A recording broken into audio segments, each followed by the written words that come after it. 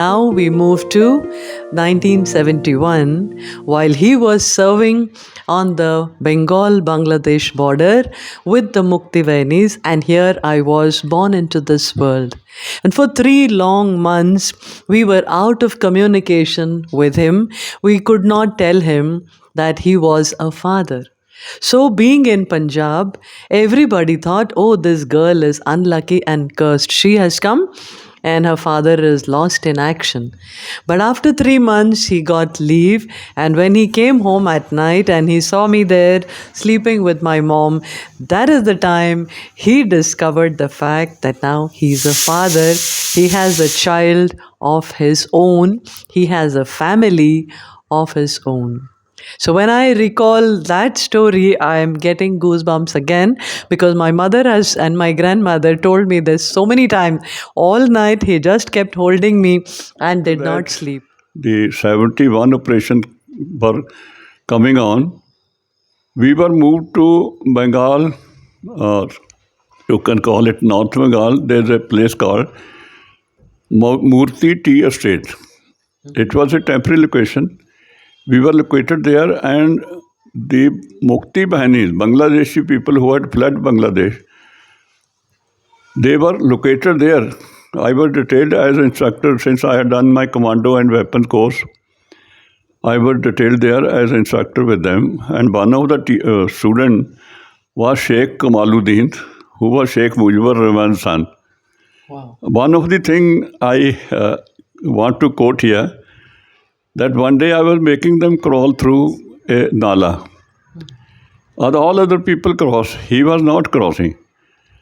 I called him, gave him a little motivation. I said, if you cannot do, you will not be able to lead your men in the battle. He got motivated and he crawled through it. Thereafter, we met him when Bangladesh was liberated. He came and gave a salute to me, said, sir, your one sentence made me life go up to this, and we have liberated Bangladesh. Thereafter, almost 3 to 4 months I was out of touch because the letter was censored. We were not supposed to write anything home, where we are, what we are doing, and all those. And this 3 months were black period. And during this period, my daughter Sukhwinder was born. After that, we got some leave. When I went home, she was almost 3 months, 4 months old. So I, I was surprised to look at that. People used to say her face is like me only. Anyway, it was a thrill for me. So I had a good time and spent some leave there back to the unit. Thereafter, the life started. I think for him, that was a very significant milestone in his life that finally he has found his roots. He had a family of his own. I would like to quote one incident of Bangladesh. When we were with the Mukti Bahanis, there were approximately 150 people with me. I was leading them through Bangladesh, the things called Hathi Banda, Lal Munir Hut, those areas. They are full of marshy areas. We had three NCOs, instructor, who had qualified in commando instructor with me. One of them was from Fort Siklai, called Naik Charan Singh. He always insisted that he will lead the force. I told him, look, don't we see, I am here, I know the route and all. You people are married, you have their families. You walk behind me. He will insist, okay, no, I will move ahead. So when we were approaching Hathi Banda, there was a bamboo grove. Out of the bamboo grove, that time the Pakistan rifles, Bangladesh rifles, you can call them, they had 303 rifles. So from the bamboo grove, a bullet came and it went over his head. I could see the flash. He came running to me, sir, I got it. And I had to shake him and tell him that you are not hit. It is all. Thereafter, he moved behind me. This is one of the things where infantry officers, you can call it the battlefield condition, the fire and movement detectors. Moving back to his life as an infantry officer. So I remember that most of your peers were all from NDA, IMA, Sainik schools, coming from educated backgrounds and able to speak English well. And your English was always, with the touch of Punjabi accent. How did you deal with their snides, their comments, and their attempts at, puncturing your confidence? Would you like to tell us something about that? When I joined the infantry, I from OTS. It was something like a compressed training from in the OTS type. In the OTS, the life was concentrated into so many actions. We used to have running around in the morning, in the afternoon classes, and in the night also sometimes we had the classes. So sleeping was after 10:30 and getting up before 4:30.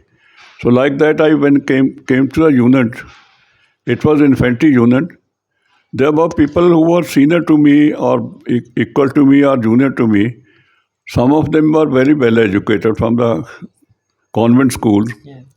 Some of them had come from the Fauji background, and few of them were very good at places. I found myself as if I've come in a group where they all have their qualification to call, and I used to call myself that I am from Saint Govindram School, just to make them laugh. But anyway, that doesn't mean that I was anyway less than that. In physical fitness, I never lacked anything. But as far as the conversation and the other types of topics were concerned, I had to work little hard. The life of infantry officer is motivating the people, motivating your team, guiding them. I could speak to them. Then I learned Marathi language also. One of my teacher who to teach Marathi was our religious teacher Shamro Dadarne. He used to call me, "Yaar, you speak very hard."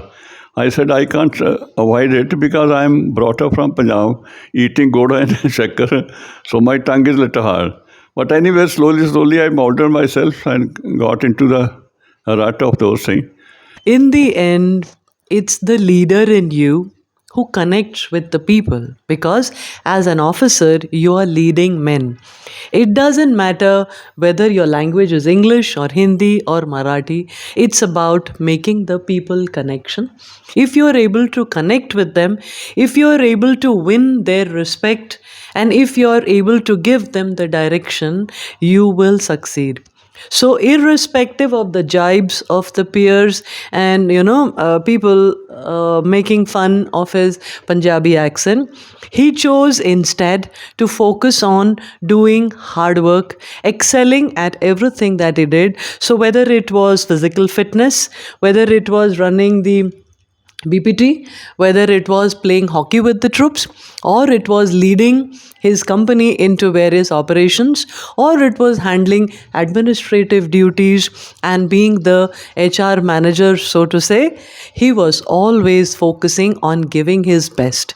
And when you do that, it doesn't matter whether you can speak English like a pro or you speak English like a Punjabi farmer. What matters is, are you able to deliver? And that's where he stood out. And that's yet another quality of a thriver, that a thriver is always goal oriented, a thriver is always self motivated, a thriver is always looking at a situation and finding the opportunity in that to turn it around to their advantage and thrive, not just survive, but thrive. And with that, I think we will move to another very important milestone in your life, which was clearing the staff college. So there is a course it's a merit based course where you need to go for 10 months to the staff college, Wellington, Uti in Tamil Nadu. And I will allow Colonel Gill to talk a little more about what's the significance and some stats to give us an estimate of how many people aspire and how many clear, and how did he succeed when all these peers who would make fun of him took leaves for almost 2 years to study, yet could not make it, and he did not take any leave, and he had a full-fledged three children in the house, a full-time job, and he cleared it in the first I attempt. So passed what my do you? exams, part B, part C, part D. In all these exams, I passed in first attempt. So I was eligible to qualify for the staff college, where almost Indian Army, all infantry, other services, approximately 10,000 people appear. We were that time deployed in high altitude area of Gulmarg. There were two people senior to me, Vijay and Muthanna. They had their last chance. I had my first chance. CO commanding officer Colonel Kalkat, he said that it is first time. I am giving them leave and furlough, but you stay at the post, which was approximately 11,000 feet, and you study at that post itself. I will give you only annual leave during the exam. I studied at the post, and they were having leave and furlough. They went home, appeared in the exam. I came on annual leave of 40 days, appeared in the exam and went back. The result came, it was the other way around. I was the only one to qualify, and they dropped. Their last chance also gone. So this is how I reached Staff College, Wellington. Wow. Indeed, very inspiring. And again, it goes to show the single minded focus on a goal, that once he sets his mind to something, he will not let anything else distract him from that, and he will put in his best. And you know what? The one thing that I have noticed about him is that he doesn't chase success. He always chases excellence and perfection, and he always tells us also, don't sham. If you're trying to do something, give it your best, give it your 100%, otherwise, don't do it. And I think that's the reason for all the successes that he has had. He doesn't go for the success, he goes for putting in his 100%, and success chases him and follows.